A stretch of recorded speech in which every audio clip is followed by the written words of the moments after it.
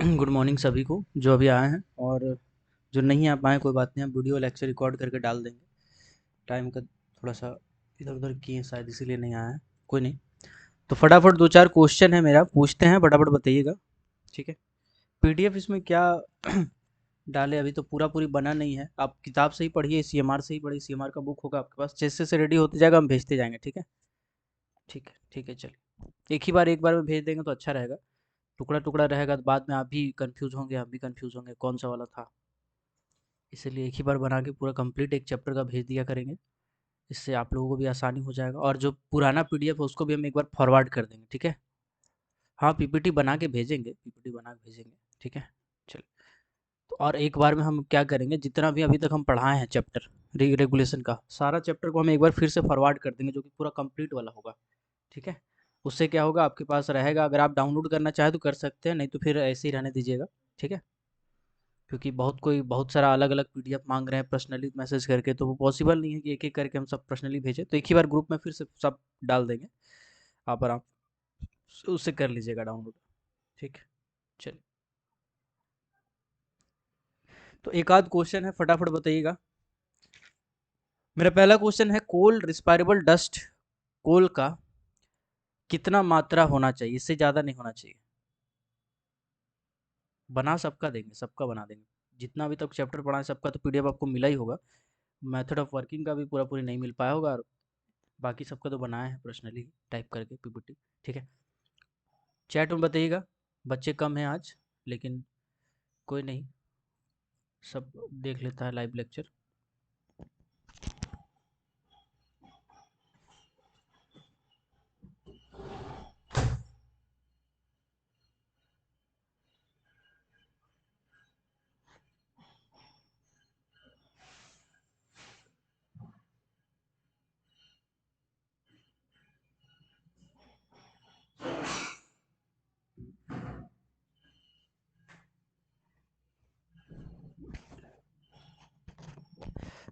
चलिए, 2 मिलीग्राम। बहुत कम रिस्पॉन्ड आया था क्या? सब बताया कीजिए। ठीक है, ठीक है, चलिए। 2 मिलीग्राम पर क्यूबिक मीटर, ये था आपका रिस्पायरेबल डस्ट का मात्रा इन कोल में। अब बताइएगा मेटल में, यानी कि मेटल माइंस में या ओवरबर्डन बेंच में कोल्ड रिस्पायरेबल डस्ट का मात्रा कितना होना चाहिए? क्या है उसका फॉर्मूला?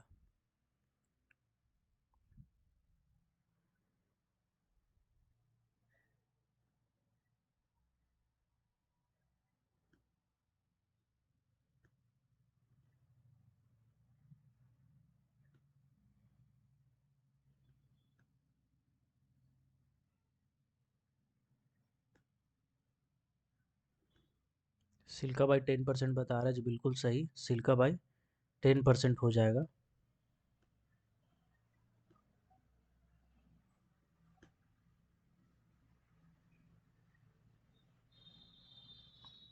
ठीक, ओके। सिल्का बाई 10% ही है, सिल्का बाई 10% मिलेगा। ठीक है, ओके। चलिए फटाफट हम लोग आगे बढ़ते हैं, रेगुलेशन को आगे लेके जाते हैं। 143 रेगुलेशन में 143 प्रीवियस क्लास में बताए थे, इसमें बहुत सारा पॉइंट। 142, 142 में भी पॉइंट था, और 143 में भी पॉइंट था। 143 में भी काफ़ी सारा पॉइंट था, 42 में भी काफ़ी सारा पॉइंट था। एक बार हम शॉर्ट में सबको फटाफट फटाफट रिकैप कर देते हैं, ताकि आपको याद रह जाए, और अगर याद होगा तो फिर से याद हो जाए। चलिए, 142 में कुछ पॉइंट हम बताए थे। सबसे पहला पॉइंट ये था कि आग अगर कहीं पे लगा रहेगा तो हम आदमी को नहीं भेजेंगे। आग लगने के कितना मीटर के दायरा में, 60 मीटर के दायरा में हम किसी को नहीं भेजेंगे। सरफेस में आग लगा हो, कहीं पे एक्टिव फायर हमको दिखाई दे रहा हो, सभी कंडीशन में हम लोग 60 मीटर तक किसी भी आदमी को नहीं भेजेंगे। दूसरा जो डाटा था, दूसरा डाटा था 10 मीटर वाला। 10 मीटर क्या है? 10 मीटर बोला गया हार्ड कवर, यानी कि अगर हम माइनिंग कर रहे हैं ऊपर वाला सीन या नीचे वाला सीन में, तो बीच में हार्ड कवर कम से कम 10 मीटर का होना चाहिए। अब यहाँ पे जितना भी मीटर वाला दायरा है आग से रिलेटेड सब बता दे रहे हैं। 15 मीटर, 10 मीटर, 15 मीटर। अब ये क्या है समझाते हैं। हम पढ़े थे माइंस इंट्रेंस के 15 मीटर के दायरा में कोई भी बीड़ी सिगरेट नहीं पिएगा, बीड़ी सिगरेट नहीं पिएगा, है ना, और आग नहीं जलाएगा। ये था 15 मीटर का दायरा। इसके बाद 10 मीटर में क्या पढ़े थे, जितना भी कंस्ट्रक्शन होगा सब फायर प्रूफ मटेरियल से बनाया जाएगा। ठीक है, फायर प्रूफ कंस्ट्रक्शन किया जाएगा। और 15 मीटर में एक और डाटा क्या था, माइंस के 15 मीटर के एंट्रेंस के आसपास में कोई भी कार्बोनेसियस मैटर को जमा करके नहीं रखा जाएगा। कार्बोनेसियस मैटर को क्या करके नहीं रखा जाएगा? जमा करके नहीं रखा जाएगा। एक बार सारा पॉइंट को हम रिकैप कर रहे हैं। 60 मीटर क्या है? 60 मीटर एक्टिव फायर। अगर एक्टिव फायर रहेगा तो 60 मीटर के दायरे में कोई नहीं जाएगा, कोई नहीं जाएगा, ठीक है। इसके बाद 10 मीटर रहेगा तो क्या होगा? 10 मीटर आपका हार्ड कवर है। अगर ऊपर या नीचे कोल सीम के अंदर काम करना है तो हार्ड कवर 10 मीटर का कम से कम होना चाहिए। फिर 15 मीटर का एक डाटा था, बीड़ी सिगरेट आग अगर माइंस एंट्रेंस का 15 मीटर के दायरे में नहीं पिएगा, कोई आग नहीं लगाएगा। 15 मीटर के दायरे में था, कार्बोनेसियस मैटर भी नहीं रखा जाएगा। अगर रखा जाता है तो 24 घंटे के यूज़ के बराबर ही रखा जाएगा। 10 मीटर वाला क्या डाटा था, है ना? फायर प्रूफ कंस्ट्रक्शन किया जाएगा। ये सब डाटा एक बार हम फिर से रिकैप करते रहे ताकि आपको याद रहे, ठीक है। चलिए, अगर याद है तो अच्छी बात है। अब वाटर स्प्रे वाला एक बार देखते हैं। वाटर स्प्रे के बारे में बोले थे कि 60 मीटर के दायरे में जहाँ भी वर्किंग प्लेस है, जहाँ पर भी आदमी काम करता है, जहाँ पर डस्ट बनता है, 60 मीटर के दायरे में हम वाटर का स्प्रिंकलर लेंगे। इसी तरह से सॉलिड ब्लास्टिंग में हम क्या बताए थे? 18 मीटर बताए थे। सॉलिड ब्लास्टिंग के दायरे में क्या बताए थे?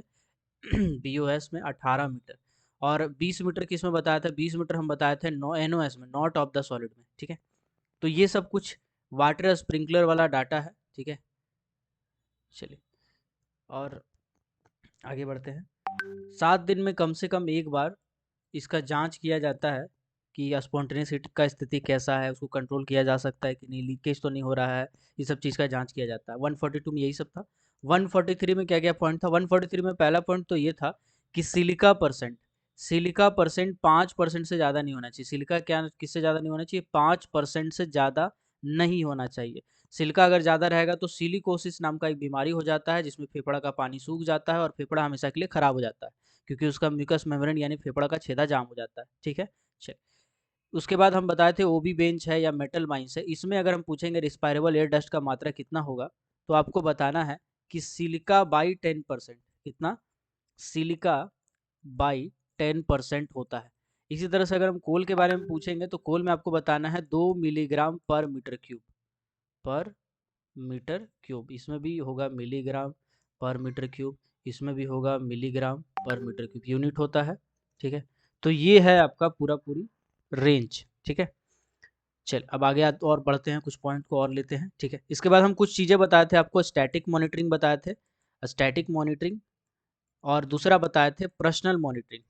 स्टैटिक मॉनिटरिंग में बताए थे कि दीवार में या कहीं पे हम लोग लगा देते हैं एक सिस्टम को जो डिटेक्ट करता है एक टाइम इंटरवल पे। और पर्सनल मॉनिटरिंग में बताया था कि हर आदमी का पीठा में हम चिपका देते हैं एक तो फिल्टर टाइप का, उसका वजन करते हैं, फिर बाद में वजन करते हैं, डस्ट का मात्रा निकल जाता है, ठीक है। चलिए, किसी पर्टिकुलर पॉइंट पे अगर किसी पर्टिकुलर पॉइंट पे अगर डस्ट का मात्रा ज़्यादा निकल रहा है तो उस जगह पे हमको एक्स्ट्रा सेफ्टी लेना पड़ेगा। तो वहाँ वैसे जगह पे क्या कर सकते हैं हम? वैसे जगह पे दो चीज़ें कर सकते हैं, या तो वाटर स्प्रे कर सकते हैं या तो स्टोन डस्ट का छिड़काव कर सकते हैं। इन दोनों से हम उस डस्ट को सप्रेस कर सकते हैं, ठीक है। चलिए बाकी इसमें और तो सब पॉइंट तो बता ही दिए थे, ठीक है। डस्ट रिस्पायरेटर के बारे में बताए थे। डस्ट रिस्पायरेटर क्या होता है? डस्ट में आदमी इसको पहनता है ना। जिस जगह पर डस्ट को कंट्रोल नहीं किया जा सकता उस जगह पे इसको पहनता है, ठीक है। चलिए 143 का पॉइंट सब रिकैप हो जाना चाहिए। चलिए एक और क्वेश्चन है, बताइएगा। माइंस एंट्रेंस है कोई, अगर कोई माइन का एंट्रेंस है तो इस माइंस एंट्रेंस अगर ये डाउन कास्ट साफ है या इनटेक एयर है तो बताइएगा इससे कितना दूरी तक कोई भी बॉयलर नहीं होना चाहिए, कोई भी बंकर नहीं होना चाहिए, कोई भी आपका ऐसा जगह जहाँ से डस्ट ज़्यादा मात्रा में बन रहा हो, एस का पॉइंट हो, ये सब नहीं होना चाहिए। बताइएगा, चैट में बताइएगा।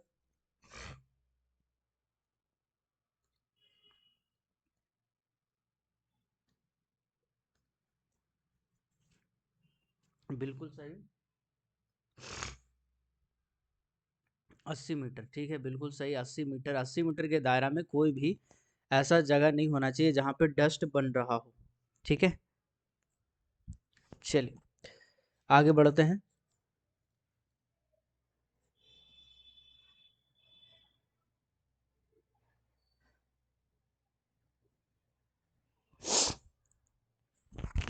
बाकी इसमें ऐसा कुछ खास है नहीं, ठीक है। अब आते हैं 144 पे। 144, 144 में बोला गया है डस्ट नियंत्रण के उपाय, यानी डस्ट को कंट्रोल करने का क्या क्या उपाय है, इसके बारे में हमको रेगुलेशन नंबर 144 में बताया गया है। ठीक है, डस्ट कंट्रोल के क्या क्या उपाय हो सकते हैं। तो हम लोग अगर खुद भी सोचेंगे तो हम लोग सोच सकते हैं कि डस्ट कंट्रोल के क्या उपाय हो सकते हैं। तो डस्ट को कंट्रोल करने के लिए पानी का छिड़काव करना, स्प्रिंकलर का छिड़काव करना, ये सब कॉमन उपाय हो जाएगा, है ना। ये सब जनरली आपको करना पड़ता है। चलिए, तो इसके लिए सबसे पहले हमको बनाना पड़ता है डस्ट प्लान। सबसे पहले तो हम डस्ट प्लान बनाएंगे। डस्ट प्लान में कौन कौन रहेगा? डस्ट प्लान में आपका सर्वेयर रहेगा, वेंटिलेशन ऑफिसर रहेगा, डस्ट आपका इंचार्ज रहेगा, वो सब बैठेगा, और मैनेजर साहब रहेंगे। वो सब बैठ के डिसाइड करेगा कि डस्ट प्लान कैसे बनाया जाए। डस्ट प्लान जनरली 2000:1 रेशियो पे बनाया जाता है। किस पे बनाया जाता है? 2000:1 रेशियो पे, यानी कि 1 सेंटीमीटर जो होगा मैप में, वो आपका 2000 सेंटीमीटर को दिखाएगा। ठीक है, 2000 सेंटीमीटर तक का दूरी को वो दिखाएगा। तो ये होता है 2000:1 रेशियो। ठीक, तो वही बोला गया है कि 2000:1 रेशियो पे डस्ट प्लान हमेशा बनाया जाता है। तो डस्ट प्लान बनाने टाइम किस चीज़ बात का ध्यान रखा जाता है? सबसे पहले कि नेचुरली वेट कौन सा जगह है, कौन सा ऐसा जगह है जहाँ हल्का फुल्का पानी छींटने का जरूरत है, कौन सा ऐसा जगह है जहाँ 24 घंटा में पानी छींटेंगे, कहाँ है जहाँ 7 दिन में, कहाँ है जहाँ 14 दिन में, कहाँ है जहाँ 30 दिन में, कहाँ है जहाँ 3 महीना में। मतलब एक हम सेक्शन में बांट लेंगे कि ये जो पहला वाला सेक्शन है इसमें हम हर 24 घंटा में पानी का छिड़काव करेंगे। दूसरा सेक्शन जो है उसमें हम 14 दिन में या 7 दिन में पानी का छिड़काव करेंगे। तीसरा सेक्शन जो है वो 14 दिन में पानी का छिड़काव करेंगे। फिर हम क्या करेंगे, महीना में एक बार करेंगे, 30 डे में करेंगे, है ना। ऐसे कर करके हम क्या करेंगे, उसको अलग अलग सेक्शन में बांट लेंगे। ठीक है, ऐसे करके हम लोग सेक्शन में बांट लेंगे, और उसके हिसाब से उसमें पानी का छिड़काव या डस्ट का छिड़काव किया जाएगा। अज्वलनशील डस्ट का छिड़काव बेसिकली किया जाएगा। ठीक है, और बोला गया है कि अंडरग्राउंड माइंस में ये जो नोटिस बोर्ड लगाया जाएगा, जिसमें बताया जाएगा कि अलग अलग क्षेत्र कौन कौन सा है। डस्ट सैंपलिंग प्लान जो है ना, डस्ट नियंत्रण, डस्ट कंट्रोल वाला जो प्लान है, उसका कुछ कुछ पॉइंट उसमें दे दिया जाएगा। ठीक है, बाकी इसमें शायद दिख नहीं रहा होगा, इसमें बता दे रहे हैं। अनकम्बस्टिबल डस्ट के बारे में थोड़ा सा लिखा हुआ है। इनकम्बस्टेबल डस्ट के बारे में थोड़ा सा दिया हुआ है। इनकम्बस्टिबल डस्ट होता क्या है समझाते हैं पहले। देखो, कोई ऐसा पत्थर चूज किया जाता है जिसमें सिलिका का कंटेंट बहुत कम हो। ठीक है, उसके बाद उन पत्थर को मंगाया जाता है और उस पत्थर को चूर दिया जाता है। चूरने के कारण वो पाउडर फॉर्म में हो जाता है। पाउडर बिल्कुल वैसा ही पाउडर जैसे आप बॉडी में लगाते हैं, वैसा पाउडर के फॉर्म में हो जाता है, पूरा चूर हो जाता है। इसके बाद इसी पाउडर को छिड़क दिया जाता है। ठीक है, इसी पाउडर को छिड़क दिया जाता है। इससे क्या होता है, ये चूंकि स्टोन का डस्ट है इसलिए भारी रहता है। अगर हवा हल्का फुल्का चलेगा तो वो स्टोन डस्ट उड़ेगा नहीं। और अगर डस्ट है तो डस्ट में अगर हम लोग स्टोन डस्ट का पाउडर को छिड़क देते हैं तो ये पाउडर क्या करता है, उस स्टोन डस्ट का, और जो डस्ट है कोल का डस्ट, उसको चिपक के बैठ जाता है, जिसके कारण कभी भी एयर डस्ट नहीं उड़ता है, ज़्यादा कोल डस्ट नहीं उड़ता है। ठीक है, चल, इसमें कुछ टर्म होते हैं वॉलेटाइल मैटर। ठीक है, तो वॉलेटाइल मैटर क्या है समझते हैं इसको। जैसे पेट्रोल है, पेट्रोल को अगर हम जमीन में उझल दें तो क्या होगा, पेट्रोल बहुत जल्दी उड़ जाएगा। पेट्रोल को हम एक खुला कटोरा में रख देंगे, बड़ा सा कटोरा में, और उसको धूप में रख देंगे तो क्या होगा, पेट्रोल बहुत जल्दी उड़ जाएगा। क्यों? क्योंकि पेट्रोल को बोला जाता है कि बहुत ज़्यादा वॉलेटाइल है। इसी तरह से कुछ टर्म होते हैं जो वॉलेटाइल, मतलब अगर वॉलेटाइल मैटर ज़्यादा रहेगा तो इस कंडीशन में आग बहुत अच्छा लगेगा। जैसे पेट्रोल में वॉलेटाइल मैटर ज़्यादा होता है, उसमें माचिस मार के फेंक देंगे, फटाक से आग पकड़ लेगा। जिसमें वॉलेटाइल मैटर कम होता है उसमें हमको थोड़ा सा मशक्कत करना पड़ता है। बहुत सारा जो क्वालिटी का आप कोल पढ़ेंगे, 17 क्लासिफिकेशन होता है कोल को, कमर्शियल ग्रेड होता है, जो कि वॉलेटाइल मैटर के बेसिस पे, आपका ग्रॉस कैलोरीफिक वैल्यू के बेसिस पे, ठीक है, और आपका यूजफुल हीट वैल्यू के बेसिस पे, बहुत सारा बेसिस होता है, उस पर डिवाइड किया जाता है। इसमें वॉलेटाइल मैटर और मॉइस्चर कंटेंट एक मैटर करता है। ठीक है, चलिए तो समझाते हैं। वॉलेटाइल मैटर बेसिकली हर कोयला में होता है, किसी में कम होता है, किसी में ज़्यादा होता है। जैसे एंथ्रासाइड अगर कोयला का बात करें तो एंथ्रासाइड कोयला में 14% से कम होता है। यही अगर हम बिटुमिनस कोल का बात करें तो इसमें 14% से ज़्यादा होता है। लिग्नाइट कोयला का बात करें तो इसमें 35-36% से ज़्यादा तक होता है। ठीक है, तो जितना सॉरी कम उल्टा बता दिए। एंथ्रासाइड में वोलेटाइल मैटर ज़्यादा होता है, 35% के आसपास होता है। बिटुमिनस में आपका 14% के कम रहता है, और लिग्नाइट में आपका और ज़्यादा कम रहता है। तो वोलेटाइल मैटर जितना कम होगा लिग्नाइट में जैसे कम होता है, बिटुमिनस में मीडियम होता है, और एंथ्रासाइड में ज़्यादा होता है। ठीक है, एंथ्रासाइड में क्या होता है, ज़्यादा होता है। तो वोलेटाइल मैटर जब ज़्यादा होगा तो आग बहुत ज़्यादा अच्छे से लगेगा, तुरंत आग पकड़ लेगा। वोलेटाइल मैटर कम होगा तो आग लगने में समस्या होता है। ठीक है, जब कोई भी कंपनी कोयला को खरीदता है, मान लीजिए ऐसा है कि बीसीसीएल नाम का एक कंपनी है जो कोयला का प्रोडक्शन करती है। तो बीसीसीएल कोयला प्रोडक्शन किया और बीसीसीएल बेचा डीवीसी को। डीवीसी नाम का एक कंपनी है जो जानते होंगे, दामोदर वैली कॉरपोरेशन नाम है इसका। ये बिजली का उत्पादन करती है। तो डीवीसी ऐसा नहीं कि बीसीसीएल से कोयला लेके तुरंत पैसा दे देगा, नहीं। डीवीसी क्या करेगा, जो कोयला उसके पास आया है उसका क्वालिटी एनालिसिस करवाएगा। क्या करवाएगा, क्वालिटी एनालिसिस करवाएगा। क्वालिटी एनालिसिस के लिए बहुत सारा अलग थर्ड पार्टी का भी यूज़ कर सकता है या फिर खुद का सामान भी रख सकता है। मतलब एक लैब होगा, केमिस्ट्री लैब, जिसमें कोयला का पाउडर फॉर्म में ले लिया जाएगा अलग अलग जगह से सैंपल, और उसका सैंपल का जांच होगा। और जांच होने के बाद पता करेगा कि इसमें वोलेटाइल मैटर कितना है, मॉइस्चर कंटेंट कितना है, इसमें ग्रॉस कैलोरीफिक वैल्यू कितना है ना। इसके बाद इसमें यूज़फुल हीट वैल्यू कितना है, ये सब करके एक कैलकुलेशन किया जाएगा और उसी के हिसाब से रेट तय किया जाएगा डीवीसी के द्वारा कि आपका ये वाला जो कोयला है उसका रिपोर्ट ये रहा, और इस रिपोर्ट के हिसाब से आपका कोयला का इतना रैंक हम दे सकते हैं, इतना प्राइस दे सकते हैं। फिर बीसीसीएल और डीवीसी मिलकर मोल मलाई कर सकता है ना। और बाद में एक रेट फिक्स होगा, उसी रेट पे कोयला लेन देन करेगा। ऐसा ही होता है जनरली, ये सब डीजे देशमुख साहब का किताब में लिखा है। तो वॉलेटाइल मैटर अगर ज़्यादा है, ठीक है, तो उस कंडीशन में डस्ट हमको थोड़ा सा ज़्यादा छिड़कना पड़ता है। ठीक है, अगर मॉइस्चर कंटेंट होता तो हमको खतरा नहीं था। वॉलेटाइल मैटर अगर ज़्यादा है तो आग लगने का थोड़ा सा ज़्यादा खतरा है। तो उस कंडीशन में हम लोग क्या करेंगे, थोड़ा सा, अगर बोला गया है कि 30% से कम है, ठीक है, अगर बोला गया है कि 30% से कम है, तो जो डस्ट होता है वो हम 75% तक छिड़कते हैं। अगर 30% से ज़्यादा है तो हम क्या करते हैं, डस्ट जो है वो 85% तक छिड़कते हैं। समझते हैं इसका मतलब। 30% से कम क्या है भाई, वोलेटाइल मैटर है। जो कोयला है या कोल का डस्ट है, कोल है, कोल का डस्ट है, कोल का डस्ट भी तो कोयला ही होगा ना, उसका हम वोलेटाइल मैटर को नाप लिए।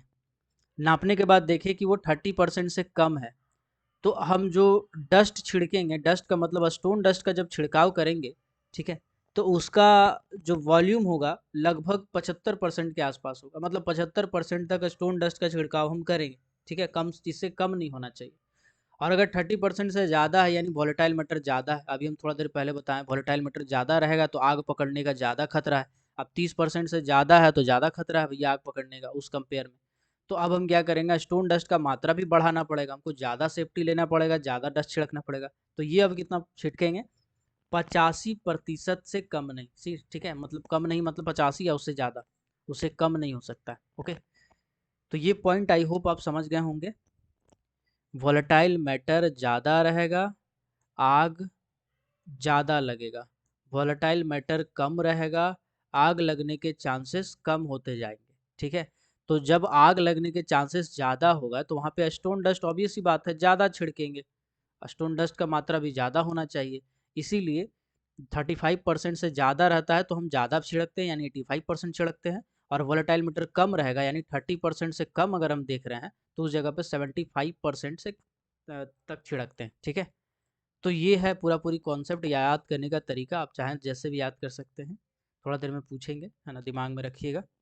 चलिए, इसके बाद बोला गया है कि अगर हम स्टोन डस्ट का छिड़काव नहीं करते हैं और पानी का छिड़काव करते हैं, किसका छिड़काव करते हैं, वाटर का छिड़काव करते हैं, तो बाई वॉल्यूम वाटर जो है वो 30% से कम नहीं होना चाहिए। अब 30% से कम नहीं होना चाहिए, इसको समझते हैं। मान लीजिए ऐसा है, हम पाइप लेके पानी का छिड़काव कर दिए, कोई गैलरी पकड़े और गैलरी में पानी का छिड़काव कर दिए। ठीक, पानी का छिड़काव करने के बाद उसी गैलरी का रूप से, पिलर से, जमीन से, है ना, यानी फ्लोर से हम थोड़ा थोड़ा कोयला काट काट के निकालें, गैता से या कोई भी चीज़ से कोयला काट काट के निकालें पानी का छिड़काव करने के तुरंत बाद। और काट काट के निकालने के बाद उसको एक तो पन्नी में डालें या एक डब्बा में डालें और उसको ले गए जाँच करने के लिए। ठीक है, जाँच करने के बाद हमको अब ये देखना है कि इसमें कोल डस्ट कितना है, यानी कोयला कितना था और पानी कितना था। तो पानी को अगर कोल्ड डस्ट 70% है तो पानी कम से कम 30% होना चाहिए, 30% से कम नहीं होना चाहिए। बस वही चीज़ बोला है, बाई वॉल्यूम आपका 30% से कम नहीं होना चाहिए, आयतन के हिसाब से बाई वॉल्यूम 30% से कम पानी नहीं होना चाहिए। ठीक है, मतलब 30% में क्या होता है ना कि पूरा गीला हो जाता है अच्छे से, थोड़ा सा पानी जो है अंदर तक, मान लीजिए कोयला का ऐसे लेयर है और आप इस पर पानी छिड़क रहे हैं, तो पानी क्या करता है, कोयला का लेयर के थोड़ा अंदर तक चला जाता है, थोड़ा सा अंदर तक चला जाता है अगर 30% रहेगा तो। और अगर उससे कम छिड़कते हैं तो क्या होता है, खाली ऊपर में बैठता है, उसका जैसे वो सूख जाएगा फिर डस्ट उड़ने लगेगा। 30% अगर हम डालेंगे तो हमको 3-4 घंटा का टेंशन नहीं रहेगा कम से कम। ठीक है, इसीलिए बाई वॉल्यूम 30% कहा जाता है। अगेन यहाँ पे वही पॉइंट दिया हुआ है कि सिलिका परसेंट जो होगा 5% से ज़्यादा नहीं होगा। ठीक है, और जो अज्वलनशील डस्ट है यानी स्टोन डस्ट की अगर हम बात करें तो स्टोन डस्ट का जो जांच है वो 3 महीना में किया जाता है। 3 महीना में कैसे किया जाता है, इसको हाथ में लेंगे हम। ठीक है, हाथ में लेने के बाद जैसे सीमेंट या चूना खरीदते हैं तो हाथ में लेने के बाद उसको थोड़ा सा ऐसे करके देखते हैं कि पाउडर है कि नहीं। अगर पाउडर है तो ठीक है, लेकिन अगर ढेका ढेका हो गया है यानी जम गया है, पत्थर जैसा हो गया है, तो फिर उस डस्ट को हम नहीं यूज़ कर सकते, उस डस्ट को हम फेंक देंगे। ठीक है, इसका सबसे अच्छा उपाय होता है कि रिटर्न इंटेक साइड का गैलरी में खड़ा होइए। इंटेक साइड का गैलरी में आप खड़ा हो गए, इसके बाद हवा इसी डायरेक्शन में चल रहा तो आप क्या करेंगे, यहाँ से फूंक मारेंगे, हाथ में ले लेंगे स्टोन डस्ट को और फूंक मारेंगे। फूंक मारने के बाद वो पूरा कंडेंस बादल का फॉर्म में हो जाना चाहिए। ऐसा नहीं कि फूंक मारा तो वहीं गिर गया नीचे, नहीं, पूरा मतलब छितरा जाना चाहिए, धुआं धुआं हो जाना चाहिए। तो ऐसा अगर है तो आपका स्टोन डस्ट सही है, अगर वैसा नहीं है तो स्टोन डस्ट पे आप यूज़ नहीं कर सकते। ठीक है, बस यही सब पॉइंट दिया हुआ है, कहीं पे फूंक मारने वाला पॉइंट भी में भी दिया होगा इसमें। ठीक है ना, देखिए फूंक मारने वाला पॉइंट दिया हुआ है। चलिए, तो कैसे पहचान करते हैं कि खराब हो गया, सबसे पहले देख के अगर लगेगा कि हल्का रंग जैसा हो गया, हल्का हल्का रंग हो गया है, इसका रंग जो है उड़ गया है, तो उस कंडीशन में खराब हो सकता है। दूसरा है कि उसको छूने के बाद हमको स्टोन स्टोन टाइप का फीलिंग आएगा, उससे हम पता कर सकते हैं। उसके बाद है कि पानी सोखा रहेगा ढीला ढीला टाइप का, तो हमको पता चल जाएगा कि जो स्टोन डस्ट है वो खराब हो चुका है। हाथ में लेने के बाद अगर हम चूड़ी पाउडर करना चाहेंगे तो पाउडर नहीं हो पाएगा, अगर उसको हम फूकेंगे तो उड़ेगा नहीं। ये सब कुछ कॉमन सिम्टम्स है जिससे आप स्टोन डस्ट का पता कर सकते हैं कि स्टोन डस्ट काम के लायक है कि नहीं। ठीक है, चलिए, स्टोन डस्ट का क्या ट्रीटमेंट किया जा सकता है, बिल्कुल किया जा सकता है। अगर मान लीजिए ऐसा है कि स्टोन डस्ट पानी सूखा हुआ है तो उसको हम वहाँ से उठाएंगे और सरफेस में जहाँ पे धूप है, जैसे अचार सुखाते हैं वैसे पसार के बोरा में सुखाएंगे। उसमें से क्या होगा, उसमें से उसका मॉइस्चर कंटेंट निकल जाएगा, और मॉइस्चर कंटेंट निकलने के बाद उसको फिर से हम पाउडर फॉर्म में लाएंगे। इसके लिए हम ग्राइंडर का भी इस्तेमाल कर सकते हैं, जैसा आटा पीसने वाला चक्की होता है, बिल्कुल ऐसे ही स्टोन को पीसने वाला चक्की होता है। चक्की में डालेंगे, स्टोन पीस के बाहर आ जाएगा, फिर उसको बोरा में डाल के भेज देंगे माइंस में, तो उसको दोबारा भी यूज़ किया जा सकता है। ठीक है, लेकिन अगर उसका कलर बहुत ज़्यादा फेड हो गया है, बहुत ज़्यादा उड़ गया है, तो इसका मतलब है कि उसमें पानी का मात्रा ज़्यादा आ गया है और कुछ कोल का इम्प्योरिटीज़ भी उसमें मिल चुका है। तो कोल का इम्प्योरिटी मिल गया है तो फिर अब उसको सेपरेट करना मुश्किल है, तो फिर वो बोरा को हम फेंक देंगे। ठीक है, ठिकाना लगा देंगे। तो कलर को देखते हैं ज़्यादा, कलर अगर सही है उसके बाद ही हम आगे का काम करते हैं। ठीक, चलिए, अभी मेरा कुछ कुछ क्वेश्चन रहेगा आपसे, फटाफट बताइएगा।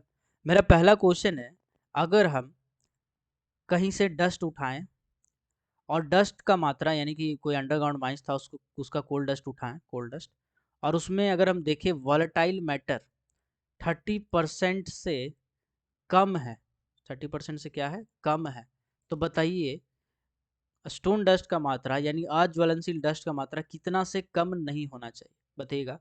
30% से अगर कम है वॉलेटाइल मैटर तो स्टोन डस्ट का मात्रा कितना से कम नहीं होना चाहिए, बताइएगा।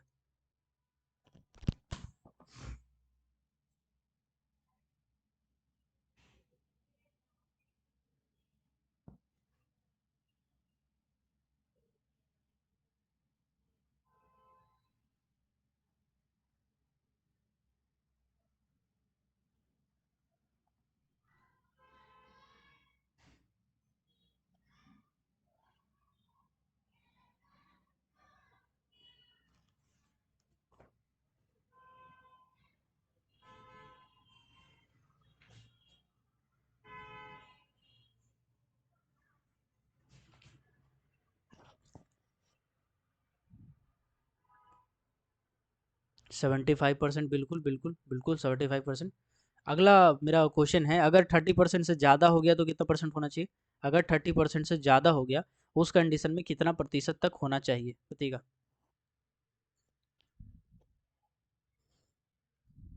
वोलेटाइल मैटर 30% से ज़्यादा है, 85%, ठीक है, 85%। वोलेटाइल मैटर क्या होता है आप समझ गए होंगे। I hope. अब आगे बढ़ते हैं थोड़ा सा, ठीक है। ये सब रेगुलेशन को पढ़ा कीजिएगा, हम तो आपको सारांश बता दे रहे, पॉइंट समझा दे रहे अच्छे से। अब जो मेरा पीपीटी आएगा या फिर आप जो खुद से भी पढ़ेंगे, आपको कोई दिक्कत नहीं होगा, ठीक है।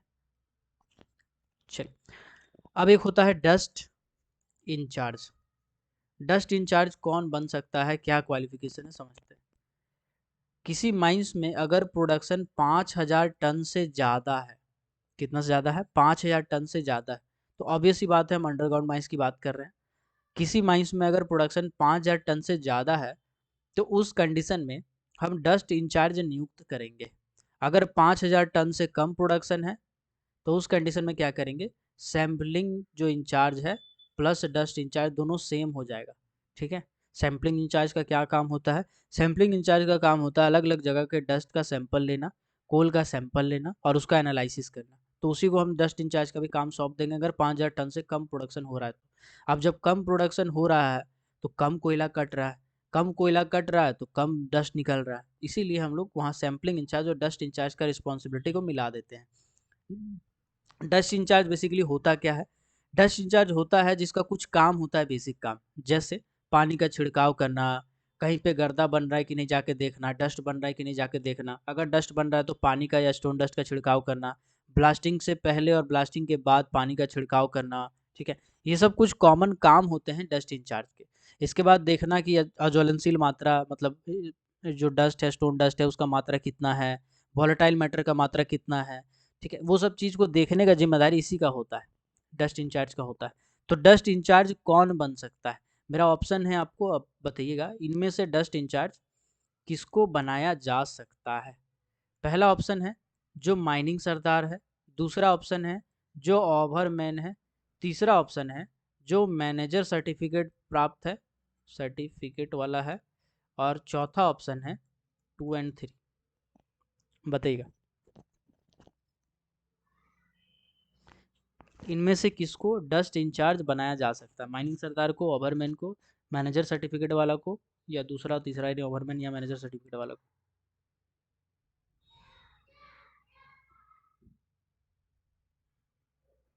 आज पूरा पीपीटी भेज देंगे एक के बार शुरू से लास्ट तक, ठीक है, कंफ्यूजन खत्म हो जाएगा। चलिए तो समझते हैं इसको। डस्ट इंचार्ज ओवरमैन वाला बन सकता है या मैनेजर सर्टिफिकेट वाला बन सकता है, ओवरमैन सर्टिफिकेट वाला या मैनेजर सर्टिफिकेट वाला बन सकता है, ठीक है ना। अब इसमें भी कुछ कंडीशन, क्या कंडीशन है, ओवरमैन या फिर एफएमसी एसएमसी दोनों आ जाएगा इसमें, मैनेजर सर्टिफिकेट बोला है। ये क्या बन सकता है, ये बन सकता है डस्ट इंचार्ज। देखो डस्ट इंचार्ज का जो काम होता है ना, बड़ा कामचोरी वाला काम होता है। कामचोरी वाला काम मतलब बस हफ्ता में एक दिन उठना है, जाके जांच कर लेना है, एक आध बार टहल लेना है, आके बैठल रहना है टेबल पे, बाकी दिन क्या करना है, खाली खाता लिखा लिखी वाला काम करना है। तो बड़ा ही आराम और कामचोरी वाला काम होता है डस्ट इंचार्ज का, ठीक है। तो जनरली ओवरमैन या first class second class manager बन सकता है। क्वालिफिकेशन क्या है, सबसे पहले बोला गया है या तो वो डिप्लोमा किया हो या तो वो डिग्री किया हो। एजुकेशनल क्वालिफिकेशन भी इसमें मैटर करता है। फॉर एग्जांपल एक एग्जांपल लेते हैं, अगर कोई आदमी है जो 12 पास किया, उसके बाद माइनिंग सरदार बना, मतलब 3 साल ट्रेनिंग करके जो एग्जाम देता है वो दिया, उसके बाद वो ओवरमैन का परीक्षा दिया और ओवरमैन बन गया फाइनली, तो क्या वो डस्ट इंचार्ज बन सकता है? जी नहीं, बिल्कुल नहीं बन सकता है। क्योंकि डस्ट इंचार्ज के लिए 2 क्वालिफिकेशन होना चाहिए। पहला क्वालिफिकेशन तो है ओवरमैन या फर्स्ट क्लास सेकंड क्लास कोई एक क्वालिफिकेशन होना चाहिए, सर्टिफिकेट होना चाहिए। दूसरा है कि डिप्लोमा या फिर डिग्री किया हो माइनिंग इंजीनियरिंग, ठीक है, तभी वो बन सकता है। अगर फील्ड वाला कोई चाहेगा कि डस्ट इंचार्ज बन जाए तो नहीं बन सकता है, ठीक है। चल, यही सब दिया हुआ है रेगुलेशन में, है ना। बस इसमें और तो कुछ खास है नहीं, यही सब लिखा हुआ है, ठीक है। रेगुलेशन नंबर में टोटल ये, हाँ चलिए सब बता ही दिए हैं आपको। रेगुलेशन नंबर 144, इसको हम फिर से सारांश करते हैं, सुनिएगा ध्यान से। सबसे पहले हम क्या बनाएंगे, डस्ट प्लान। इसमें क्या बोला गया है, डस्ट नियंत्रण के उपाय करना। तो कोई भी उपाय करने से पहले हमको पहले प्लान बनाना पड़ेगा। तो डस्ट प्लान बनाएंगे। डस्ट प्लान कितना रेशियो बनाएंगे, फटाक से बताइएगा। डस्ट प्लान कितना रेशियो पे बनाया जाएगा?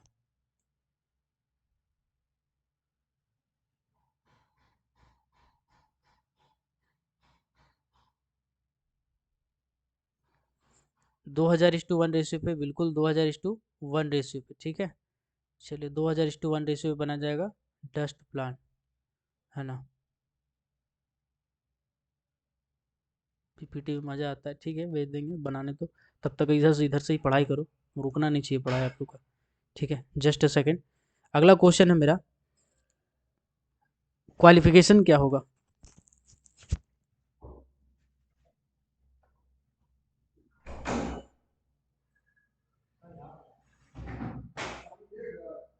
हाँ बोला तो था, परसों बोला। तो अगला क्वालिफिकेशन क्या बोल रहे हैं? हाँ, और नहीं लिए थे बीच में, क्लास करवा रहे। ठीक है, तो डस्ट प्लान का क्या हम बताएं आपको रेशियो, डस्ट प्लान का रेशियो बताएं 2000:1 रेशियो, यानी 2000:1 रेशियो पे क्या बनाया जाएगा, डस्ट प्लान बनाया जाएगा, ठीक है। इसके बाद हम बताए थे कि जब भी कभी डस्ट प्लान बनाते हैं हम लोग कुछ सेक्शन में बांट देते हैं सब एरिया को।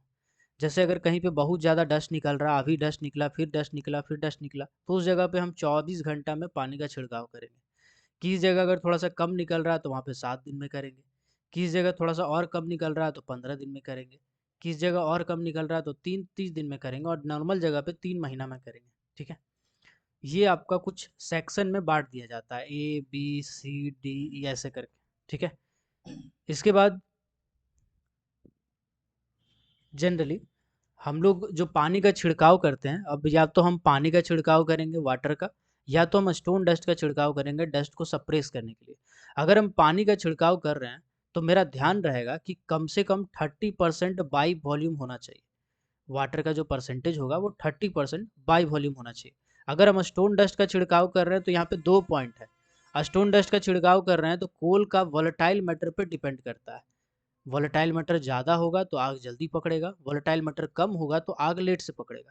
अगर आग जल्दी पकड़ रहा है तो स्टोन डस्ट का मात्रा ज़्यादा होगा, यानी वोलेटाइल मैटर अगर 30% से कम है, उस कंडीशन में जो स्टोन डस्ट होगा वो 75% से कम नहीं होना चाहिए, ठीक है, से कम नहीं होना चाहिए। अगर वही वोलेटाइल मैटर 30% से ज़्यादा है तो ये जो आपका 85% से कम नहीं होना चाहिए, ठीक है। 85% से कम नहीं होना चाहिए स्टोन डस्ट का मात्रा। तो ये कुछ पॉइंट था उससे रिलेटेड। इसके बाद इसमें इंक्लूड किया गया है कि सिलिका का जो परसेंट होगा वो 5% से कम नहीं होना चाहिए। हर 3 महीने में हम क्या करते हैं, स्टोन डस्ट का जांच करते हैं। स्टोन डस्ट को हम हाथ में लेके देखते हैं। सबसे पहले हम स्टोन डस्ट में क्या देखेंगे, कलर देखेंगे। अगर कलर फेड हो गया, मतलब उदास हो गया, हम उसको यूज़ नहीं करेंगे। उसको बस वहाँ से बोरा से उठाएंगे और जाके कहीं फेंक देंगे। अगर कलर फेड नहीं हुआ है तब अब हमको उसको हाथ लगाना पड़ेगा। अब हम छू के देखेंगे कि वो पाउडर फॉर्म में है या ढेका ढेका हो गया है, यानी सॉलिड फॉर्म में है। अगर ढेका ढेका हो गया है तो उसका इलाज है, उसको हम बोरा में भरेंगे और सरफेस में ले जाकर जैसे अचार सुखाते हैं वैसे बोरा पसार के स्टोन डस्ट को सुखाएंगे, ताकि उसमें से जो मॉइस्चर है वो निकल जाए। और उसके बाद फिर उसको क्रशर में डाल के हम आटा जैसे पीसता है उसे पिसाएगा और बोरा में डाल के फिर माइंस में वापस इस्तेमाल कर सकते हैं, ठीक है। तो ये पूरा तरीका है स्टोन डस्ट को जांच करने का, जो कि जनरली 3 महीना के अंतराल पर जांच किया जाता है, ठीक है ना। अगर कहीं पे स्टोन डस्ट का छिड़काव हम किए हैं और या स्टोन डस्ट का छिड़काव करना चाह रहे हैं तो उससे पहले हम लोग जितना भी जगह है, ठीक है, जहाँ पे स्टोन डस्ट वगैरह का कुछ काम किए हैं तो उस सबको हम साफ़ कर देंगे। 24 घंटा ज़्यादा इकट्ठा करके नहीं रखेंगे, ठीक है। और फिर आता है आपका डस्ट इंचार्ज वाला पॉइंट। डस्ट इंचार्ज क्या होता है हम आपको बताएं कि अंडरग्राउंड माइंस में जहाँ पे प्रोडक्शन 5,000 टन से ज़्यादा होता है, उस जगह से अलग से हम एक तो डस्ट इंचार्ज रखते हैं। इसका काम होता है डस्ट का छिड़काव करना, कहाँ पे गर्दा बन रहा है नहीं बन रहा है इसका जांच करना। अगर कहीं पे बन रहा है तो वो उसको मैनेज करेगा। और बहुत सारा जो सेक्शन बनाने का बात किए थे उस सेक्शन के हिसाब से काम करना कि 24 घंटा में कहाँ छिड़काव करना है, 15 दिन में कहाँ करना है, वो सब देखना अपना नज़र के सामने कि सही से स्टोन डस्ट का या वाटर का छिड़काव हो रहा है कि नहीं हो रहा है। अगर 5,000 टन से कम प्रोडक्शन है, 5,000 टन से कम प्रोडक्शन है, तो उस कंडीशन में जो सैम्पलिंग इंचार्ज होगा उसी को हम डस्ट इंचार्ज का काम दे देंगे। मतलब ये दोनों पोस्ट जो होता है वो सेम हो जाता है, मर्ज हो जाता है, ठीक है। क्योंकि 5,000 टन का प्रोडक्शन है मतलब कोयला कम निकल रहा है, जब कोयला कम निकल रहा है मतलब ब्लास्टिंग कम हो रहा है, तो डस्ट भी आपका थोड़ा सा कम बनता है। इसीलिए हम लोग सैम्पलिंग और डस्ट इंचार्ज का जो काम है वो एक ही आदमी को सौंप देते हैं। ठीक। डस्ट इंचार्ज का क्वालिफिकेशन हम क्या बताएं? सबसे पहले एजुकेशनल क्वालिफिकेशन की अगर बात करूं, तो एजुकेशनल क्वालिफिकेशन या तो उसके पास डिप्लोमा इन माइनिंग होना चाहिए, या तो डिग्री इन माइनिंग इंजीनियरिंग होना चाहिए। अगर डिप्लोमा डिग्री नहीं किया है, फील्ड वाला है, तो क्या डस्ट इंचार्ज बन सकता है? बिल्कुल नहीं बन सकता है। दूसरा हम क्या बताएं? दूसरा हम बताएं सर्टिफिकेट। सर्टिफिकेट में क्या था? ओवरमैन का सर्टिफिकेट होना चाहिए, या फिर फर्स्ट क्लास या सेकंड क्लास का सर्टिफिकेट, यानी मैनेजरशिप सर्टिफिकेट होना चाहिए। ठीक है। अगर वो माइनिंग सरदार वाला है तो बन सकता है, नहीं बन सकता है। ठीक है। तो ये है डस्ट इंचार्ज का क्वालिफिकेशन। ओके। चल, तो रेगुलेशन नंबर 144 में आपका यही सब पॉइंट दिया हुआ है, रिकैप करवा दिए हम। अब 145 पे हम आएंगे, उससे पहले कुछ रैंडम सा सवाल है आपसे, ठीक है, जो हम पूछना चाहेंगे। मेरा पहला क्वेश्चन है, अगर माइंस का एंट्रेंस है, उसके कितना मीटर के दायरा में कोई भी कार्बोनेशियस मैटर नहीं रखा जाएगा? कार्बोनेशियस मैटर हो, लकड़ी हो, तेल हो, ग्रीस हो, इन्फ्लेमेबल मटेरियल हो, ये सब नहीं रखा जाएगा, बताइएगा।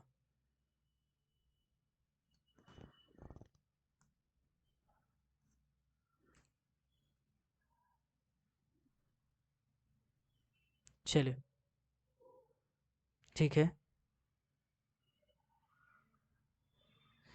15 मीटर का दायरा में होगा। चलिए, ओके, ठीक है। रीस्टार्ट करते हैं। अब 144 ख़त्म हो गया, 145 पे आते हैं फिर से, है ना। में भी 10-15 मिनट और चलेगा। ये बहुत लंबा करना भी सही नहीं है, कहीं आप लोग का दिमाग में ही नहीं पड़ जाए।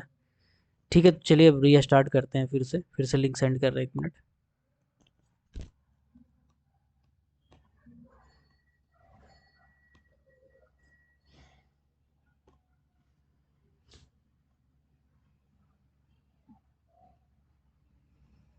ले आए राखी।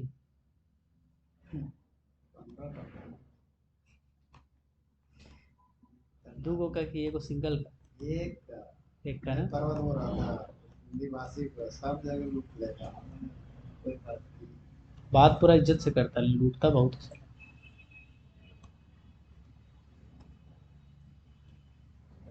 चलिए, कोई नहीं, स्टार्ट कर रहे हैं। Minute,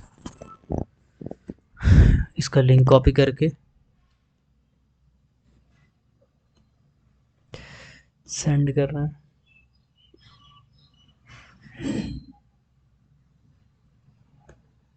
just a second.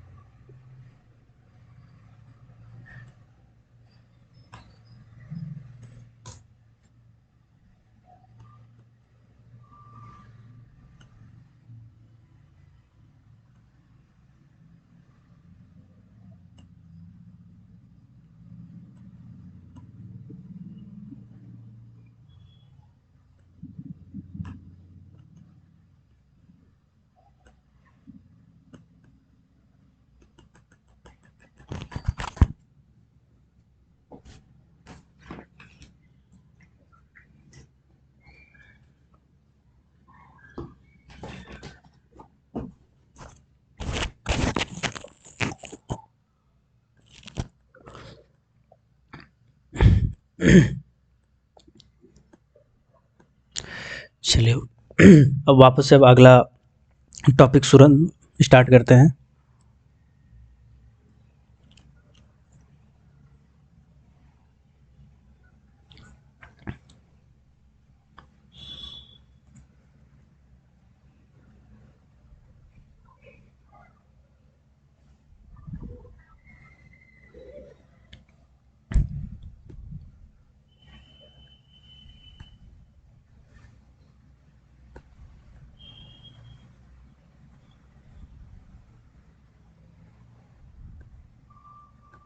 ठीक,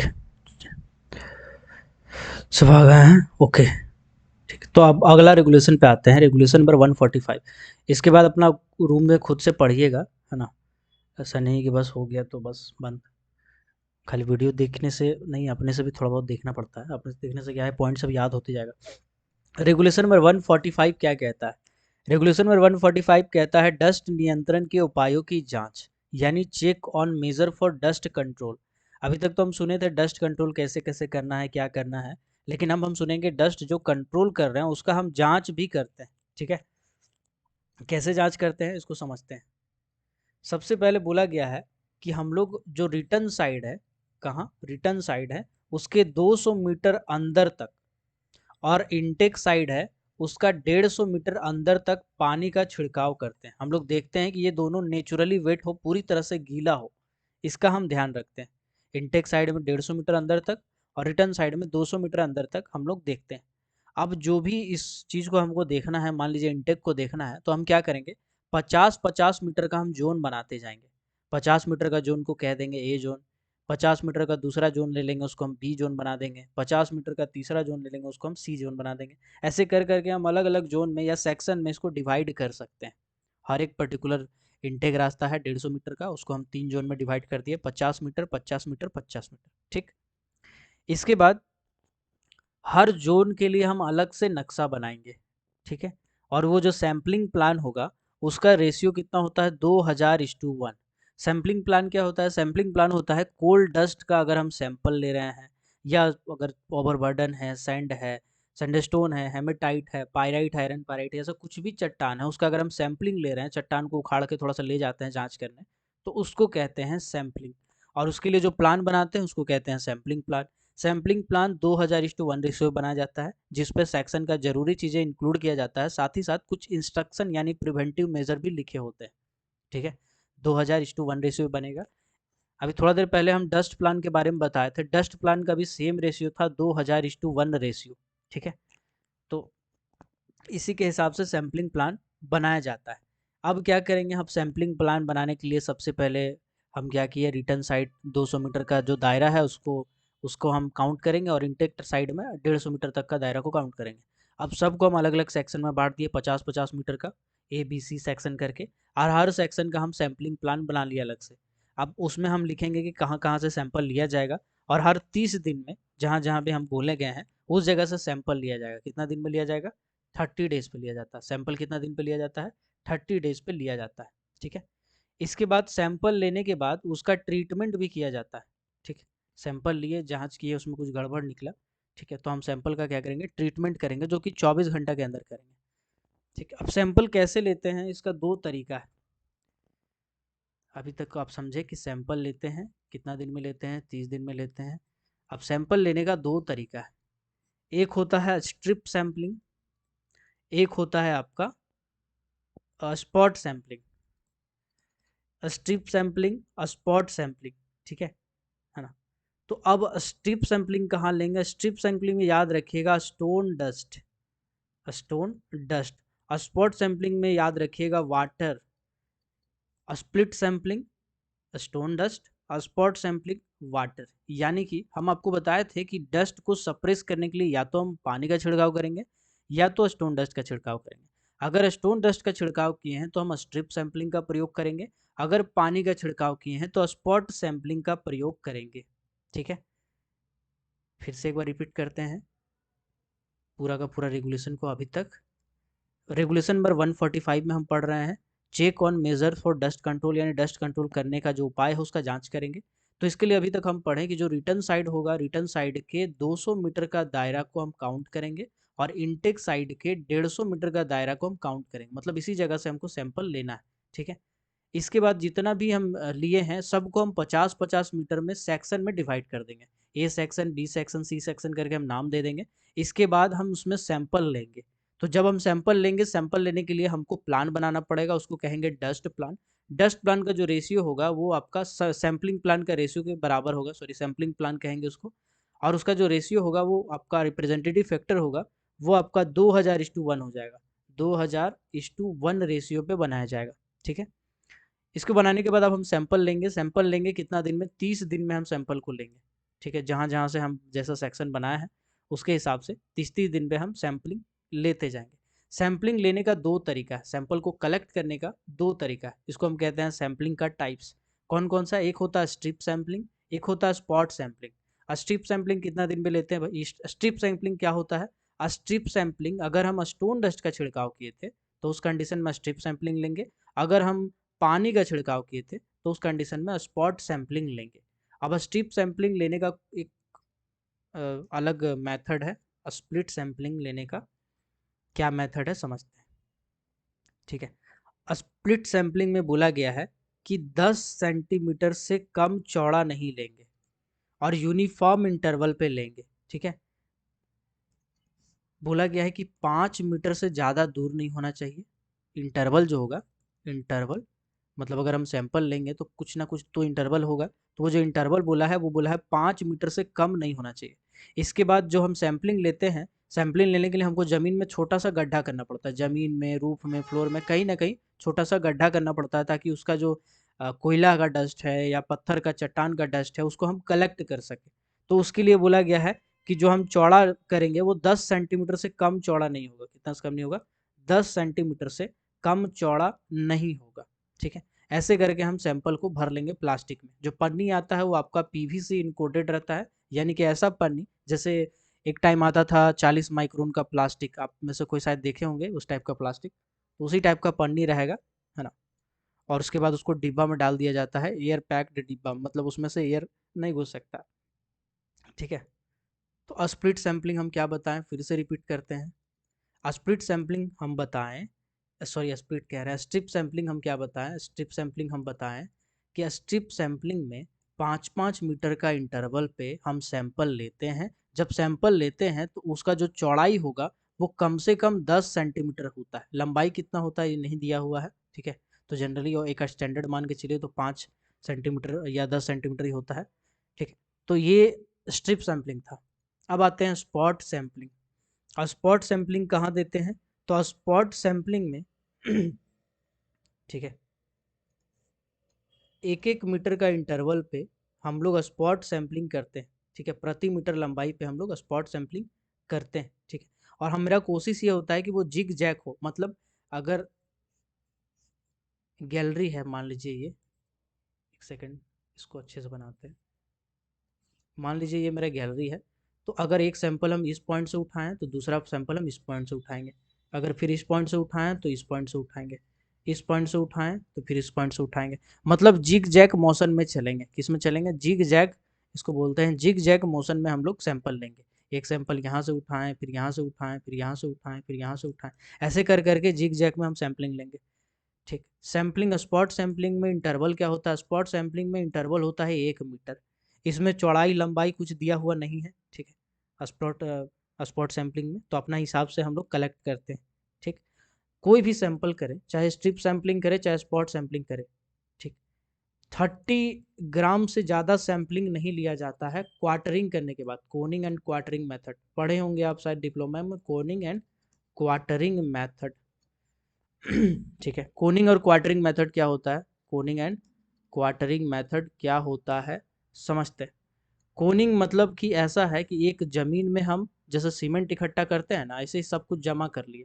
जमा करने के बाद हम क्या करेंगे, इसको 4 भाग में हम डिवाइड कर देंगे, 4 भाग में डिवाइड कर देंगे। उसके बाद 2 गो अल्टरनेट सेलेक्ट करेंगे, 2 गो रिजेक्ट कर देंगे, 2 गो अल्टरनेट रखेंगे, बाकी 2 गो जो है पार्ट को ना 4 भाग में डिवाइड करके 2 गो अल्टर अल्टर वाला हटा देंगे और 2 गो अल्टर अल्टर वाला रख लेंगे। ठीक है, इसके बाद फिर इसको मिक्स कर देंगे, मिक्स करेंगे तो फिर से ये कोन में बन जाएगा। कोन बनने के बाद फिर क्या करेंगे, फिर हम इसको कोन 4 भाग में डिवाइड कर देंगे, ABCD, और फिर हम क्या करेंगे, अपोजिट अपोजिट को सेलेक्ट करेंगे और 2 गो रिजेक्ट कर देंगे। उसके बाद फिर मिलाएंगे, ऐसे करते रहेंगे तब तक जब तक हमको 30 ग्राम का सैंपल ना मिले। तो कभी कभी पूछा जाता है कि जो सैम्पलिंग मेथड होता है उसमें हम लोग कितना ग्राम सैंपल लेते हैं। तो ध्यान रखिएगा, कोई भी मेथड का इस्तेमाल करें, चाहे हम स्ट्रिप सैम्पलिंग करें चाहे हम स्पॉट सैम्पलिंग करें, दोनों में 30 ग्राम सैंपल लिया जाता है। कब? कोनिंग और क्वार्टरिंग मेथड करने के बाद, कोनिंग एंड क्वार्टरिंग मेथड का इस्तेमाल करने के बाद, जिसको हम लोग सिंपल में बाई क्वार्टरिंग मेथड भी कहते हैं, 30 ग्राम का सैंपल लेते हैं। ठीक है, चलिए उसके बाद यहाँ पे सैम्पलिंग इंचार्ज का योग्यता भी बताया गया है। सैम्पलिंग इंचार्ज का क्या योग्यता होता है, तो बोला गया है डिप्लोमाधारी होना चाहिए या तो बीटेकधारी होना चाहिए, मतलब डिप्लोमा या डिग्री होना चाहिए। किस में होना चाहिए? माइनिंग में होना चाहिए। इसके बाद यहाँ पर भी बोला गया है ओवरमैन का सर्टिफिकेट हो या तो मैनेजरशिप का सर्टिफिकेट हो। मतलब कुल मिलाकर के dust incharge is equals to sampling incharge. मतलब ये दोनों का जो योग्यता है वो बराबर है, एजुकेशनल क्वालिफिकेशन भी बराबर है। दोनों के पास डिप्लोमा या डिग्री होना चाहिए, दोनों के पास ओवरमैन का या मैनेजर का सर्टिफिकेट होना चाहिए। ठीक है, तो क्वालिफिकेशन दोनों का दोनों के पास बराबर है। ठीक, इसके बाद जो सैंपल हम लिए हैं, ठीक, जो सैंपल लिए हैं उसको हम क्या करेंगे, 7 दिन के अंदर एनालिसिस के लिए भेजेंगे। 7 दिन के अंदर एनालिसिस के लिए भेजेंगे, और उसके बाद उसका हम लोग रिकॉर्ड रखते हैं साइन वाइन करके। ठीक है, चलिए अब कुछ रैंडम सा सवाल है आपसे, फटाफट बताइएगा। मेरा पहला क्वेश्चन है, स्ट्रिप सैंपलिंग किस केस में करते हैं? वाटर का छिड़काव हुआ है तब करते हैं, या स्टोन डस्ट का छिड़काव हुआ है तब करते हैं? बताइएगा फटाक से, ए या बी। वाटर का छिड़काव करेंगे तब हम स्ट्रिप सैंपलिंग करेंगे, या फिर स्टोन डस्ट का छिड़काव करेंगे तब स्ट्रिप सैंपलिंग करेंगे? बताइएगा।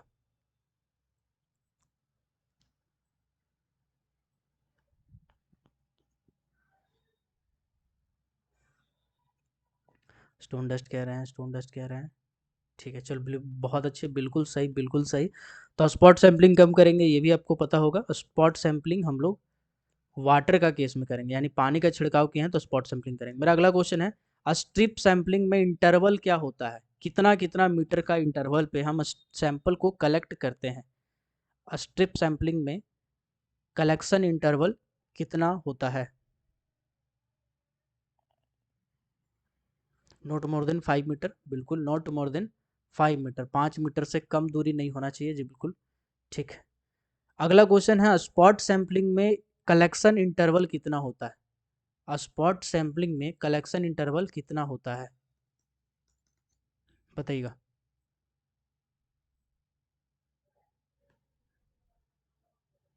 जिग जैक है, हाँ ठीक है, जिग जैक है, लेकिन इंटरवल कितना है? 1 मीटर, बिल्कुल 1 मीटर, ठीक है। 1 मीटर का इंटरवल होता है। कौन सा मेथड से हम इसको सेपरेट करते हैं, माने कि सैंपलिंग लेने के बाद उसको हम लोग अलग करने के लिए कौन सा मेथड का यूज़ करेंगे? उसके बाद हम 30 ग्राम का सैंपल लेते हैं। क्वार्टरिंग मेथड, क्वार्टरिंग, क्वार्टरिंग भी बोल सकते हैं, कोनिंग एंड क्वार्टरिंग भी बोल सकते हैं। ठीक है, चलिए बहुत अच्छे, बहुत अच्छे। कितना ग्राम सैंपल लेते हैं हम लोग एनालिसिस के लिए? कॉनिंग क्वार्टरिंग करते करते हम सैंपल को छांटते रहेंगे, लास्ट में कितना ग्राम सैंपल हम उससे कलेक्ट करते हैं? बताइएगा। 30 ग्राम का सैंपल कलेक्ट करते हैं, बिल्कुल 30 ग्राम का सैंपल हम क्या करेंगे, उससे कलेक्ट करेंगे।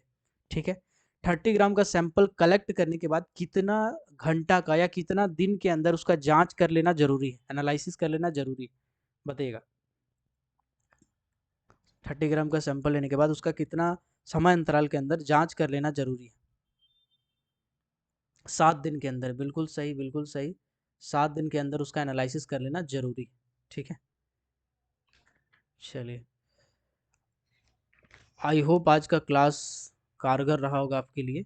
पॉइंट्स सब मिस मत कीजिएगा, इसको एक बार अपने से भी देखिएगा। ठीक है, मेरा पीपीटी तो आएगा ही, एक बार बना देंगे, लास्ट टाइम एक बार भेज देंगे, लेकिन अभी फ़िलहाल आप रेगुलेशन को पढ़ते रहिएगा, है ना। चलिए आज इतना ही रखते हैं। सबको हैप्पी रक्षाबंधन और जय हिंद। सबको जय हिंद। क्लास करते रहिएगा, ठीक है। हो सकता है कल हम वीडियो लेक्चर आपको सेंड करें। चलिए सबको जय हिंद।